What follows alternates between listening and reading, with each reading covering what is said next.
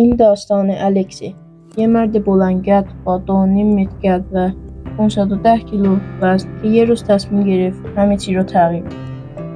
مردم هیچ وقت اونو مسخره نمی‌کردن، ولی خودش از وضعیتش ناراضی بود.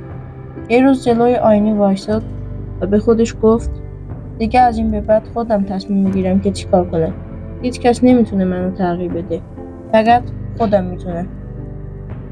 الکس تصمیم گرفت قدم‌های کوچیکی برداره. روز اول فقط 5 دقیقه راه رفت. روز بعد کمی بیشتر، 6 دقیقه. هر روز خودش رو چالش میکرد و کم کم بدنش داشت تغییر میکرد. پارک جایی بود که میتونست با طبیعت و خودش ارتباط بگیره. جایی که برای شروع این مسیر انتخاب کرده بود. الکس هیچ مربی نداشت. خودش به کمک اینترنت شروع کرد به پیدا کردن تمرینات و به مرور زمان وزنه‌های کوچیک رو بلند میکرد. هر روز از دیروز بیشتر تلاش میکرد.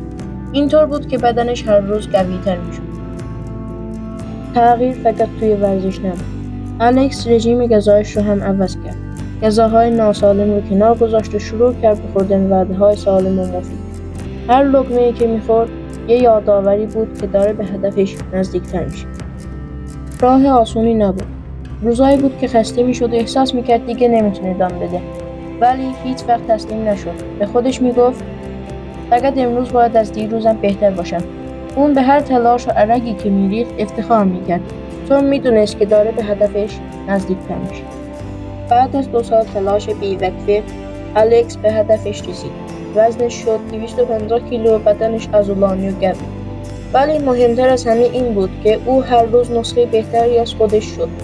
حالا وقتی به غروب آفتاب نگاه میکنه میدونه که تمام تلاش‌هاش به ثمر رسید. داستان الکس به همه ما یاد میده که تغییر از قدم‌های کوچیک شروع میشه. هیچ کس به اندازه خودمون نمیتونه برای ما تصمیم بگیره. پس همین الان یه قدم بردارید، حتی اگه کوچیک باشه.